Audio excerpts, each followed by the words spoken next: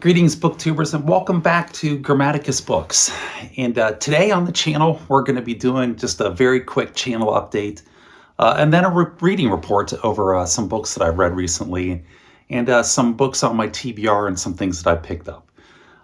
But first and foremost, I'd just like to extend a very heartfelt thank you to everybody who expressed their well wishes and prayers and thoughts for my wife and I. I sincerely appreciate it. We both sincerely appreciate it and are tremendously grateful for the outpouring of support that we got. Related to that, we're still dealing with that ongoing issue, obviously, and will be for some time. But presently, we seem to be in sort of a lull, sort of a calm before the storm. Treatments will start on November 5th. And then on November 5th, we'll just have to see what our new normal is going to be and go forward from there. But in the meantime, before that, I've got a little bit of time here to make videos. And my wife, aka she who must be obeyed, has asked, nay, commanded me to go back to making videos. So I am going to try to put up a few videos before November 5th. And then after November 5th, I'll put videos up just as I can when I can. And we'll see what that's like. But this is BookTube, so let's get back to books. By talking about all this, I'm actually breaking one of my own 3 laws of BookTube. So let's just put that behind us and let's move forward with the good stuff, which is vintage science fiction and fantasy and all things literature related. So what have I read? I've actually been able to read a couple of things. Got a couple of library books that I read and went through and had to turn them back in because it's been a couple of weeks since I finished them. But the first one that I finished was Borders of Infinity. First published in 1989 by Lois, McMaster, Bujold. I'll put a copy of it up over here. And it was good. This is a continuing saga of Miles Vorkosigan. This is Lois McMaster Bujold and her award-winning series, the Vorkosigan Saga, with her hero, Miles Vorkosigan, who is a very unusual hero. He's not your typical military science fiction hero. He's very diminutive in stature. He has all types of birth defects. He was born with all these birth defects, and but despite that, he's risen above them to command the Dendari fleet. And this book here, Borders of Infinity from 1989, is actually a patch-up novel. It's 3 novellas that were put together, strung together. Actually, they were written separately, not at the same time, not originally intended to be in one book, and then were placed into this book, Borders of Infinity. And then Lois McMaster Bujold wrote sort of a thin veneer, overarching veneer, to string them together into this story and put them into this book. And the 3 novellas were The Mountains of Mourning, which is the first of the stories that is in here. And it was decent. I'd give it a 7 on a scale of 1 to 10. It's basically a murder mystery with a bit of the overarching theme of conservatism versus progressiveness that's intertwined throughout this story. And it was decent. I would give it a 7 out of 10, like I said. And that was the first novella. The second one was called Labyrinth and is about Miles Vorkosigan going down onto a foreign planet where he's attempting to carry out a covert mission that goes horribly wrong, predictably, and then he has to extract something. He has to pull victory from the jaws of defeat. And it was entertaining. I would give it a 7.5 out of 10. And then the final story was Borders of Infinity, the story that gave the book its title. And this was pretty good. Now, when you're talking about Miles Vorkosigan and the Vorkosigan series, it's very much within the realm of young adult fiction, young adult science fiction by Lois McMaster Bujold, but it has some darker elements to it. At times, it goes into a lot more adult themes. And this last story, Borders of Infinity, is very much in the realm of an adult science fiction story. It's a story about a prisoner of war camp that's modeled very heavily upon Andersonville from the Civil War, that horrible prisoner of war camp, but with a psychological warfare and science fiction military aspect woven into it. Very dark, although it has moments of brevity within it. It's very well written, very dark, very adult themed, and I liked it a lot. I would give it an 8 out of 10. And that's how I'd rank those 3 stories here within the book, Borders of Infinity by Lois McMaster Bujold. And it was pretty good. I didn't mind it at all. It was a good collection of these short stories. So that was my first book.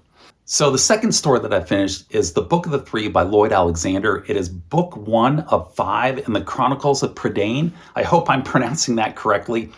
And unlike Lois McMaster Bujold, Borders of Infinity, and her other stories, Lloyd Alexander keeps both feet firmly planted within the borders of young adult, the bailiwick of young adult fiction at all times in this story, The Book of the Three. This is firmly intended to be and is young adult high epic fantasy. It's about Taran, the assistant pig keeper, who loses his pig. The pig escapes and goes out into the wider world, and he has to go out and try to recover this pig, which is a magical pig, which is being pursued by the Horn King. It's a young adult coming-of-age novel, and it's the first novel to kick off the Chronicles of Prydain. I did enjoy it. It's well written. It is what it is. It's young adult epic fantasy, but it's fairly well done. I give it a 7.5 out of 10. I'm not sure if I'm going to continue on with the rest of the books in that series, but I did enjoy this book. It was good young adult epic fantasy. As long as that's what you go in expecting, I don't think you'll be disappointed with that book. But that's what I've read. What am I currently reading? Well, I'm currently reading Book 9 in the Dresden Files, which is White Knight by Jim Butcher, published in 2007. This is the 9th book in the series. The original book was Stormfront, published back in 2000. I have read all of the Dresden Files up to here with Book 9. I've read the previous 8. I do enjoy Harry Dresden and the Dresden Files. It's a bit of a guilty pleasure for me. I started Stormfront, the first one, probably 5-6 years ago, and it was decent. It was a solid entry into this occult detective series that we have going here. And I got back to this one because I haven't read a Dresden File book in probably 1, maybe 2 years. But MJ with Occult Detective October, her reading event she created over on her channel, Reading This Life, got me back into it. I'd sort of forgotten that I was been reading these Dresden Files and working my way through them. I do enjoy them quite a bit. And like I said, I've read the previous 8 to this one here, White Knight, and enjoyed them quite a bit. The first book was good, and then every book after that just seemed to get better and better. The characters had more depth. You learned more about their backstories. You had all these plot twists and character twists that were excellent, but they made sense. They weren't just coming out of left field. We're not talking Game of Thrones season 7 type of plot twists. And it just built and just got better and better with each novel. And the 7th one, which I believe is Deadbeat, was just an excellent occult detective novel. I really enjoyed it tremendously. So when I got here back into the Dresden Files with White Knight and started reading this for Occult October, I was really looking forward to it. And I'm disappointed. It let me down. This is the first in the Dresden Files, the first book by Jim Butcher here that I'm really not enjoying all that much. It's a bit thin. It's a bit tinny. The overarching plot that has been laid in the previous 8 novels, it's lacking in this one. The plot lines are a little repetitive. The dialogue seems to consist almost entirely of one-liners and pithy little quips that go back and forth. And now Jim Butcher is known for that style of dialogue and writing in his previous novels, but it just seems like that's probably 80% of what's going on here in terms of dialogue. And oftentimes the one-liners miss their mark, and there's a bit of exposition involved in it as well. So it's been a bit disappointing, I have to say. I'm almost done with it. I've got about 50 pages left to go on it here.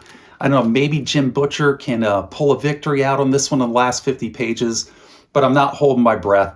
And unfortunately, as much as I was looking forward to this one here, White Knight, it's been a little bit of a disappointment. But I will continue with the Dresden Files. The previous 8 were so good that even though this one's been a disappointment, I will go on with this series afterwards. So that was White Knight.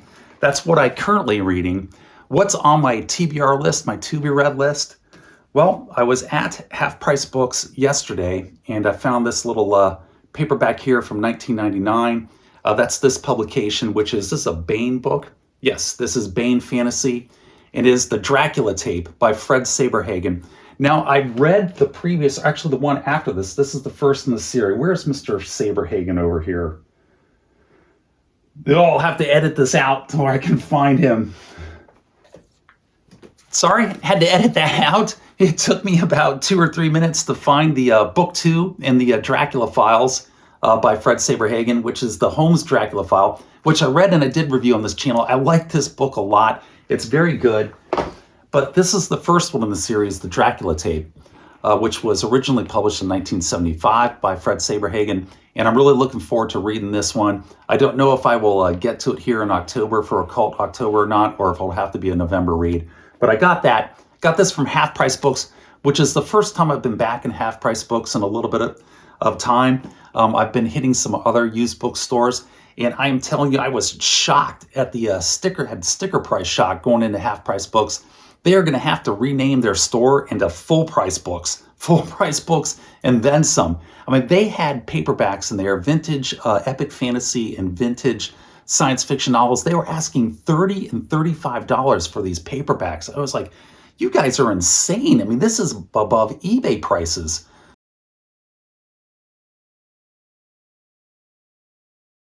So I don't know what's going on over there at Half Price Books, but I did find this little gem in there for, I think it was like $3. It might have been $3.99. So that was a decent buy. And then the other thing that I've got on my TBR list is this beast, the Savage Sword of Conan Omnibus, which was just published by Titan Comics. I got this in the mail about 3 weeks ago, 2-3 weeks ago. Kind of losing track with everything that's been going on here at the Manor. But I ordered this back in May of 2023. It just finally arrived. It is a beast. It's put out by Titan Comics. And I do understand that with omnibuses that a long wait time when you get into the initial order is not atypical. So I guess that's not as unusual as it may sound. But this is the Savage Sword of Conan Omnibus. It looks absolutely awesome. It has the very first issues, the first 5 issues of Savage Tales, which then morphed into the Savage Sword of Conan. And then it's got the first 13 issues of Savage Sword. And this is some of the best graphic novel storytelling that's ever been put down on paper, in my opinion. Roy Thomas, John Buscema, just kill it with Ernie Chan doing inks in here. Fantastic stuff. I am really looking forward to sinking my teeth into this one. Thank you to Titan Comics for republishing this and putting it back out where the public can order it. I believe you can still order this off of Amazon, and I think the price has gone down from $140 to approximately $120. I think you can still pick it up, and I would say it's well worth it. I own most of these already, the original issues of Savage Sword. I don't have Savage Tales. Those are hard to come by. So I appreciate having them all here collected in one omnibus. That should be fantastic. But that's it. This is my first video back in a couple weeks here. A little rusty, but I'm going to wrap this one up and say take care, be safe, and I will see you guys when I see you.